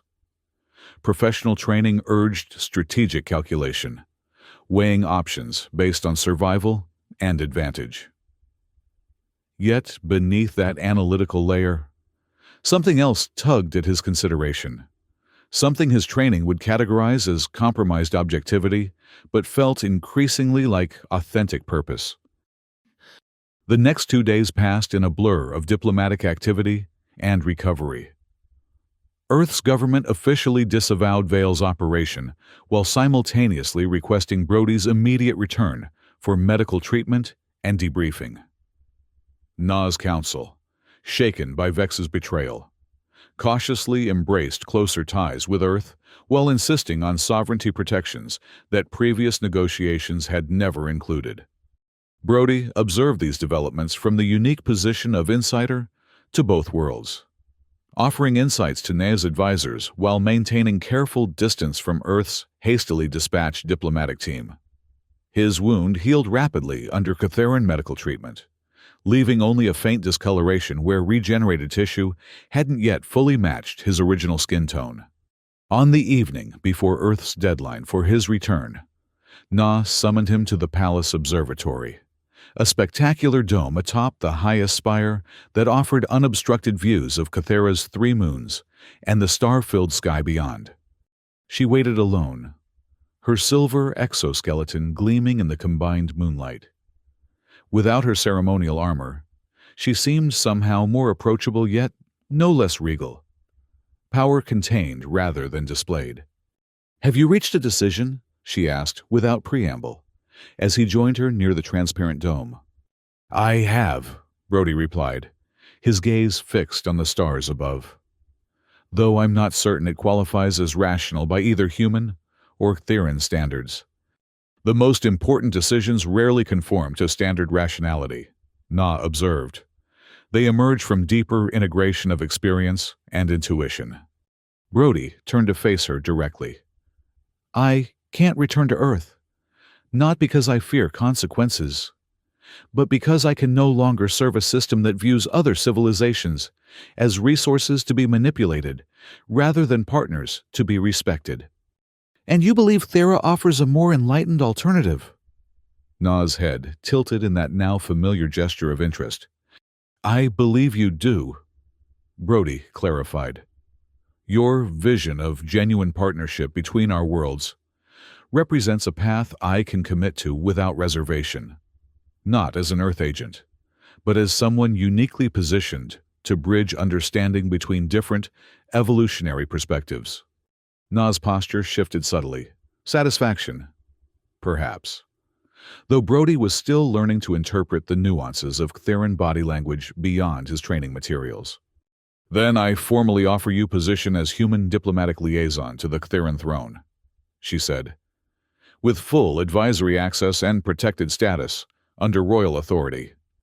"I accept," Brody replied simply.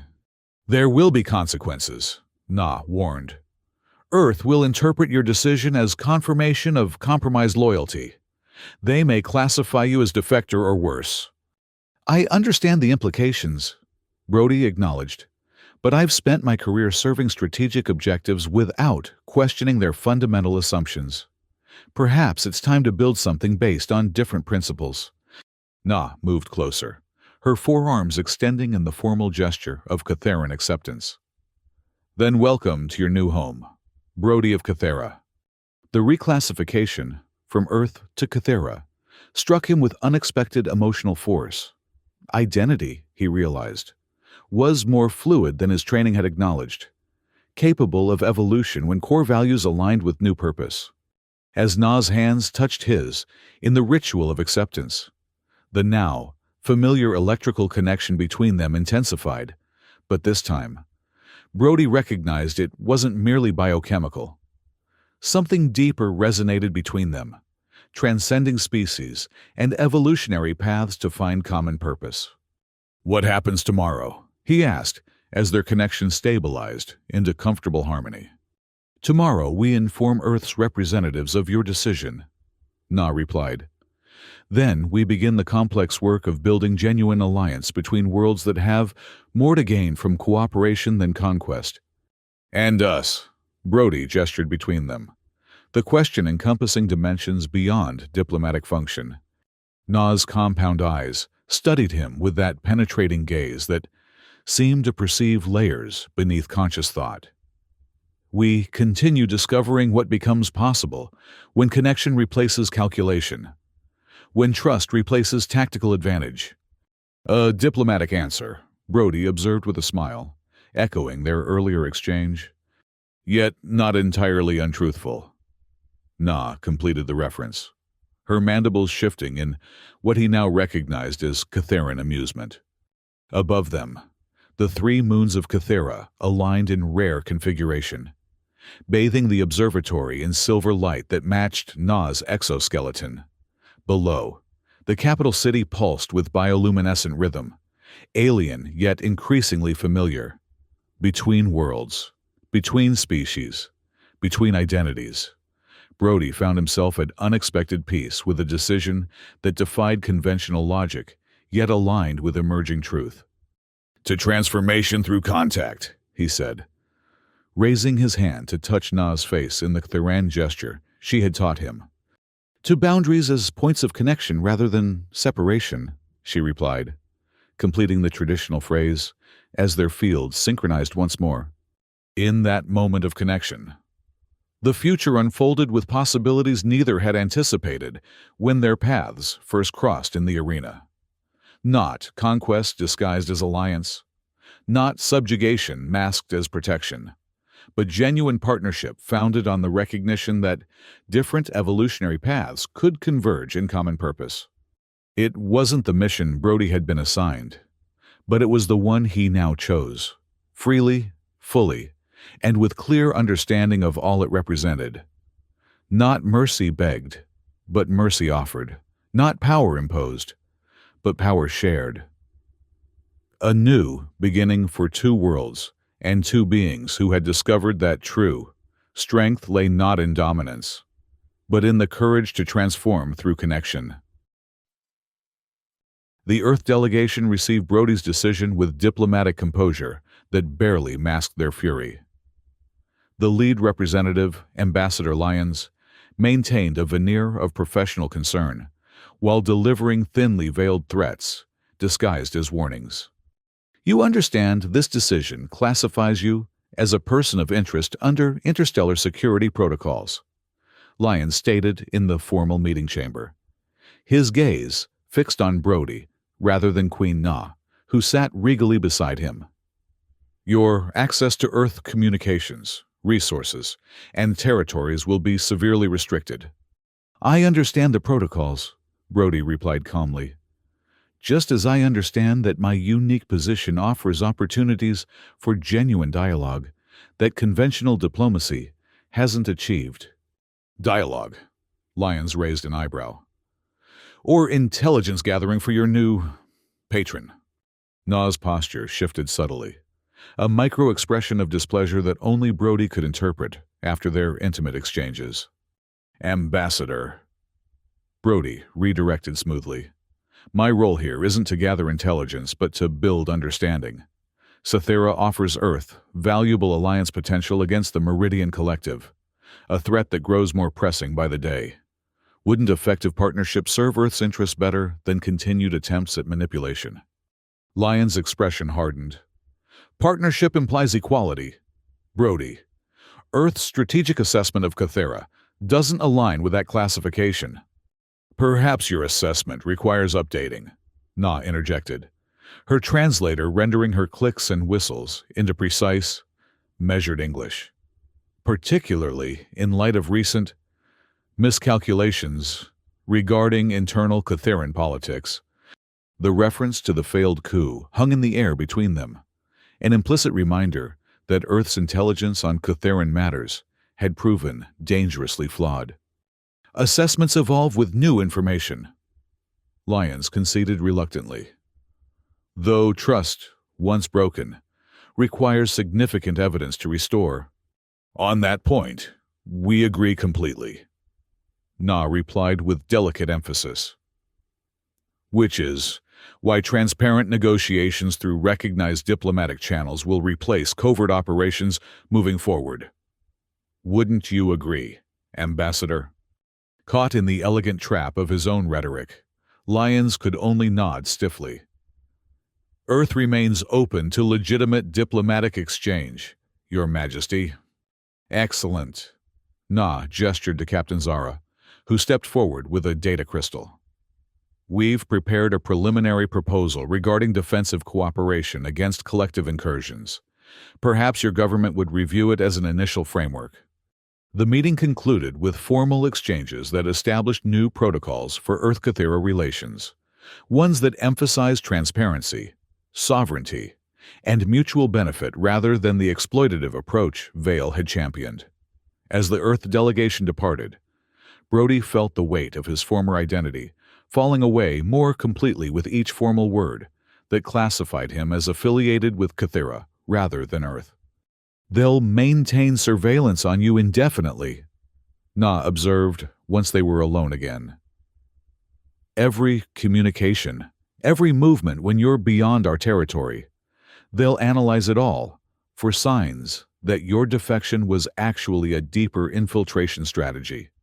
Let them watch, Brody replied with a shrug that pulled slightly at his healing wound. Given time, consistent actions will demonstrate my commitment more effectively than any declaration. Na studied him with that penetrating compound gaze. You show remarkable equanimity for someone who has just severed ties with his homeworld and species. Not severed, Brody corrected. Transformed. I haven't stopped being human. I've simply expanded my perspective beyond artificial distinctions of planetary origin. A philosophical interpretation. Na noted. Though practical challenges remain, you are, quite literally, alone of your kind here. The physiological and psychological implications of such isolation typically manifest over time, even among those who believe themselves prepared for it.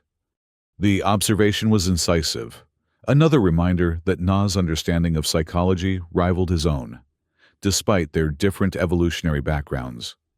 Isolation implies separation, Brody said after considering her words. I don't feel separated from something essential. I feel connected to something new. Na made that purring click sound that he now recognized as approval.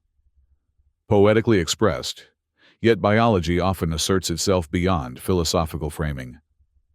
We should discuss practical accommodations for your long-term integration. The conversation shifted to logistics, living quarters, nutritional requirements, communication systems, and the structural adaptations that would allow a human to function effectively in a civilization designed for Cytheran physiology.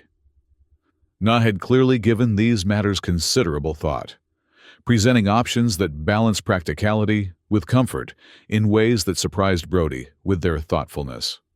As days became weeks, Brody's role evolved from theoretical to practical. He advised Na's council on Earth diplomatic protocols and cultural contexts, translated the subtleties of human communication patterns that confused Cytheran analysts, and helped craft messages that would resonate with Earth's government without triggering defensive reactions. The work was demanding but deeply satisfying, applying his training and knowledge toward building understanding rather than exploiting vulnerabilities. Instead of identifying psychological pressure points for manipulation, he identified common values for connection. Instead of assessing weaknesses for leverage, he recognized complementary strengths for collaboration. His relationship with Na evolved as well, deepening beyond the initial intimate diplomacy into something neither human nor Cytheran tradition had frameworks to fully describe.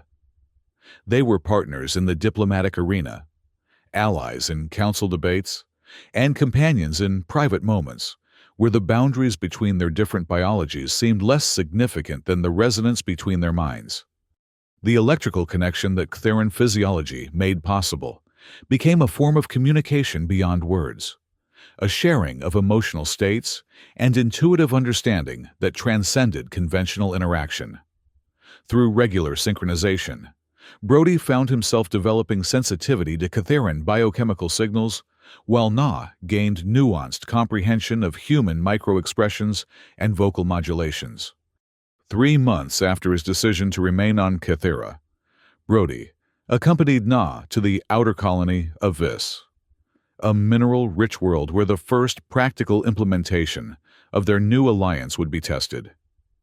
Earth mining operations, previously restricted to minimal extraction under heavily regulated conditions, would partner with Cytheran biotech specialists to develop more efficient, less environmentally damaging harvesting techniques. As their ship entered orbit around the azure and copper world, Na joined Brody in the observation dome. The Council reports increased collective probe activity in neighboring systems, she informed him, without preamble. Their pattern suggests systematic resource assessment prior to expansion. Consistent with their approach in the Tannhauser sector, Brody noted, recalling intelligence reports from his Earth briefings. How are the defensive upgrades progressing? Phase 1 is complete on 4 colony worlds, Na replied. The Earth technology integration functions as promised, though our engineers have already identified potential improvements. Improvements? Brody raised an eyebrow. The detection systems are Earth's most advanced technology, which still rely on conventional phase space monitoring, Na pointed out. Our biotech sensors detect subtle gravitational distortions your instruments miss. The combined approach increases detection range by 28%. Brody smiled. Exactly the kind of synergy we hoped for. Each side contributing strengths, the other lacks. Indeed, Na agreed, her compound eyes reflecting the planet's copper highlights. Though not all collaborations proceed as smoothly. The traditionalist faction still questions your influence and my receptivity to your counsel.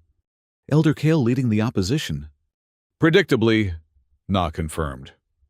Though his arguments find less purchase as practical benefits of cooperation become evident. Success is a powerful counterargument to ideological resistance. Their conversation was interrupted by Captain Zara's arrival with urgent information. Majesty, we've detected anomalous energy signatures near the mining complex. Pattern matches known collective technology with 93% certainty. Na's posture shifted immediately to alert focus. Active vessels or passive probes? Uncertain, Zara replied. The signature is masked. Possibly subterranean deployment rather than orbital. Infiltration rather than observation. Brody concluded. The collective's reconnaissance typically precedes resource acquisition. If they've moved beyond orbital scanning to ground penetration, they're assessing defense capabilities before making territorial claims. Na finished the thought. Prepare a secure landing team. Minimal visibility. Maximum sensor capacity. I want confirmation before alerting Earth authorities. Zara hesitated, mandibles clicking in what Brody now recognized as concern. Will you remain aboard, Majesty? Protocol suggests. Protocol assumes standard diplomatic visit. Na interrupted. This situation requires direct assessment. I will lead the landing team. Then I'm coming with you, Brody stated firmly. Na turned to him, compound eyes unreadable. The potential collective presence creates elevated risk. Your protected status is irrelevant if we're dealing with collective infiltration, Brody pointed out. My experience with their technology and tactics may prove useful. Besides, this mission embodies the partnership we've been building, both sides facing threats together rather than separately. Na studied him briefly before nodding. Prepare appropriate protective gear for the human advisor, she instructed Zara, and inform the landing team that both primary authorities will participate in the assessment. The descent to Vis's surface in a stealth shuttle gave Brody time to reflect on how completely his life had transformed in just a few months. From Earth operative assigned to manipulate an alien queen to trusted advisor facing potential interstellar conflict alongside her, the trajectory would have seemed implausible in any mission briefing. The adapted environment suit he wore accommodated his human physiology while incorporating Theran biotechnology, organic sensors embedded in the fabric that extended his perceptual range beyond normal human limitations. Through these enhancements, he could detect something of the electrical and pheromonal signals that Catharans naturally processed, creating another bridge between their different evolutionary paths. The mining complex sprawled across a copper-rich valley, its Earth-designed extraction equipment integrated with Theran biotech processing facilities in the early stages of what both governments hoped would become a model for future collaboration. On the surface, everything appeared normal. Workers of both species moving purposefully between operation centers. Massive harvesters cutting precise channels through mineral-rich terrain. Processing facilities pulsing with activity. Yet Na's landing team, equipped with advanced detection technology from both worlds, quickly identified the anomaly that orbital sensors had flagged. Beneath the primary processing center, approximately 30 meters underground, an energy signature pulsed with rhythmic precision that matched no known equipment deployed by either Earth or Cathera. Infiltration probe, confirmed the technical specialist. A Catheran named Mrek, whose specialized sensory organs had been genetically enhanced for detection work. Collective design, latest generation. Penetrated our security perimeter approximately 14 standard days ago, based on radiation decay patterns. Purpose? Na asked sharply. A multi-spectrum analysis, Mrek replied. It's mapping resource deposits, defense capabilities, and communication protocols simultaneously. Can we neutralize it without alerting its controllers? Brody asked. Mrek's mandibles clicked uncertainly. Collective technology typically includes deadman protocols. Neutralization without proper counter-sequence would trigger immediate alert signal. Then we need to feed it controlled information rather than simply disabling it, Brody suggested. Strategic training asserting itself. Let it report exactly what we want the collective to believe about our capabilities and resources. Na's compound eyes turned to him with what he recognized as approval. Selective misinformation rather than confrontation. A more elegant approach than immediate destruction. And more valuable long-term, Brody added.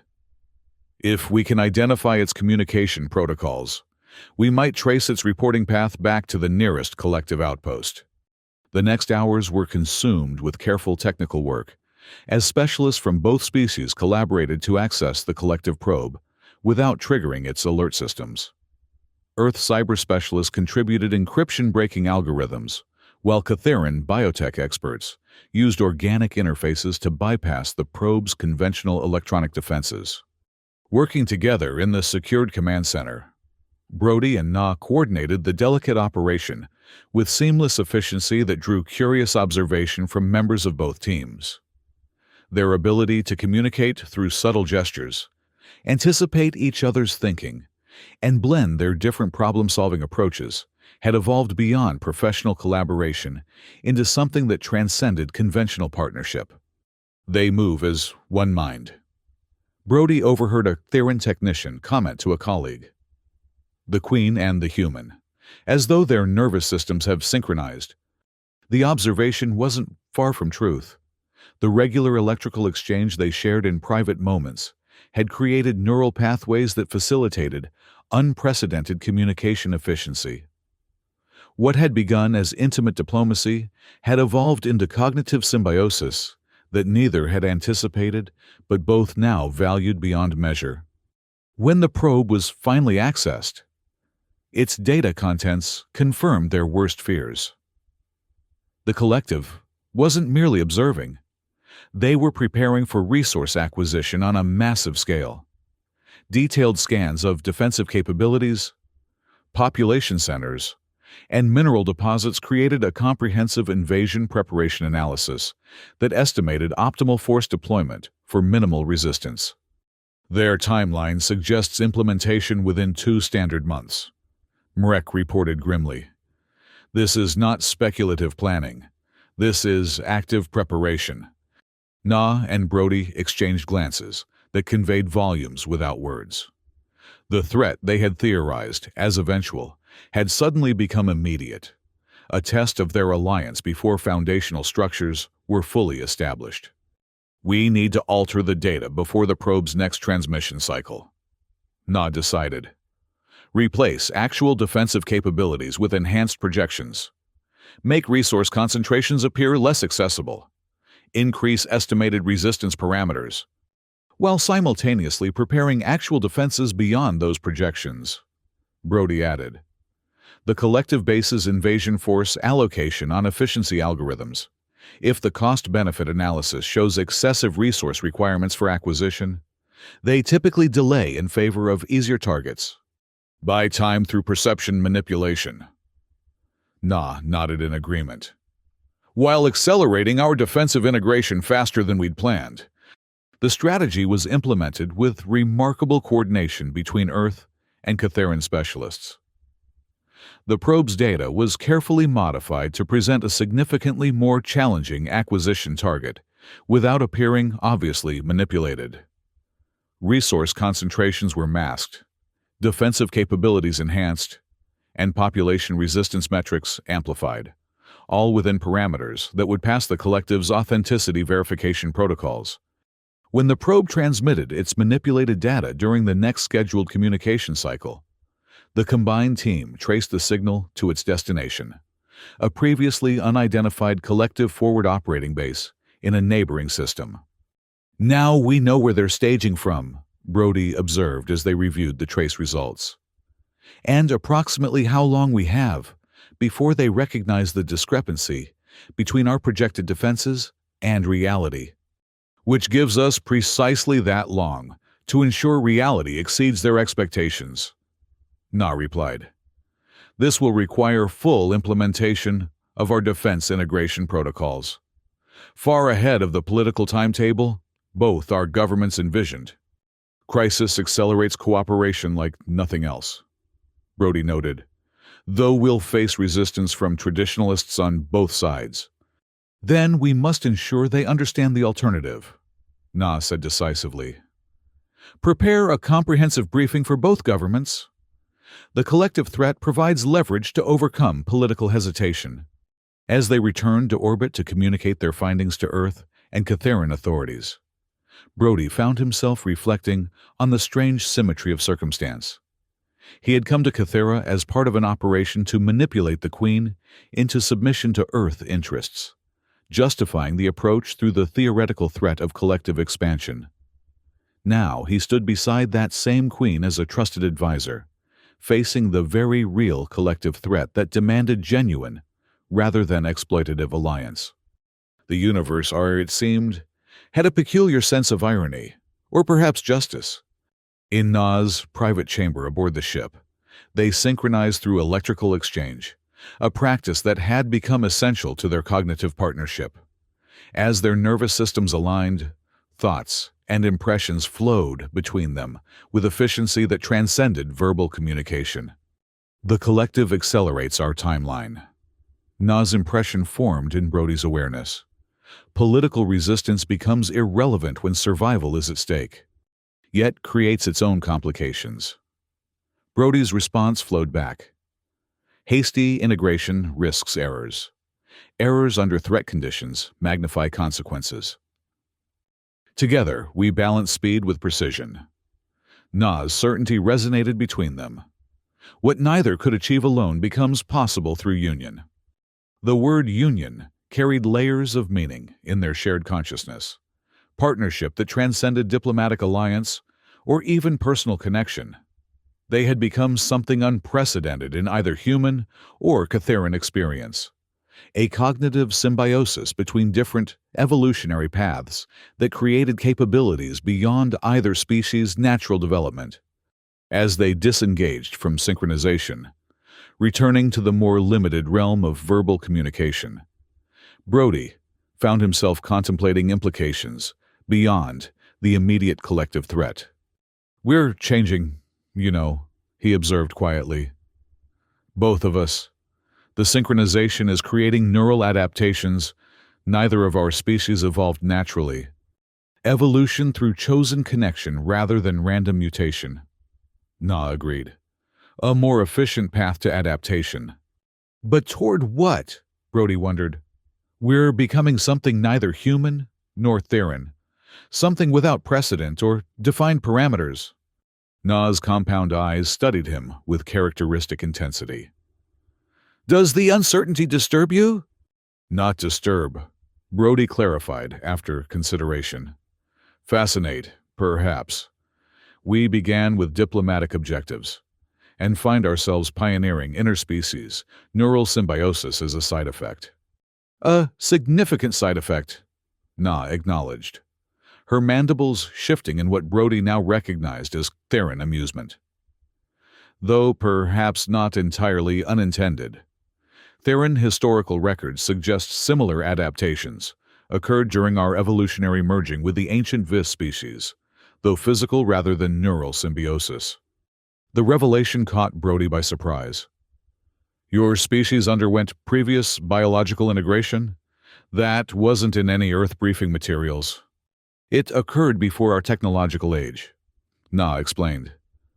"The biological evidence remains in our dual nervous system and compound sensory organs, adaptations that served neither original species but emerged through their integration."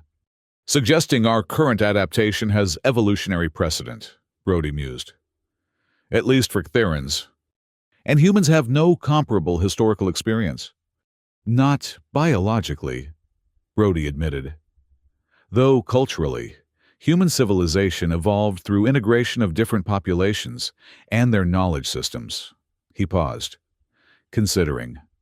Perhaps we're experiencing the same fundamental process, just accelerated and more directed. Before Na could respond, the communication panel signaled an incoming priority message from Earth Central Command.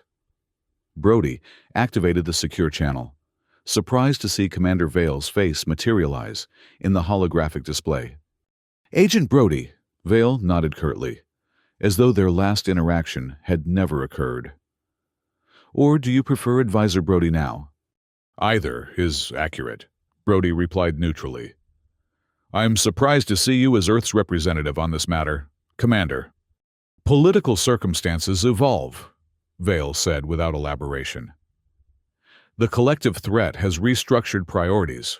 Previous misunderstandings have been classified as operational anomalies rather than policy directives." Translated from diplomatic obscurity, Brody understood that Earth's government had quietly absolved Vale of responsibility for the failed coup attempt, repurposing his experience rather than sacrificing him to political expediency. It was pragmatic, if ethically questionable, exactly the approach he would have expected. "I see," Brody acknowledged. "And Earth's position regarding the collective findings?" "Oh, full cooperation with accelerated defense integration," Vale stated without hesitation. "The joint report you and Queen Na submitted has been verified by our intelligence division. The threat assessment is deemed accurate and immediate." Na moved into the communication field beside Brody. "This represents significant policy adjustment. Commander, your government previously insisted on graduated implementation over 5 standard years." "Circumstances dictate adaptation," Vale replied smoothly. "Earth has authorized immediate deployment of advanced defensive technology and tactical support. A battle group is already en route to your system." The rapid reversal would have seemed suspicious under normal circumstances, but Brody recognized genuine urgency beneath Vale's composed exterior.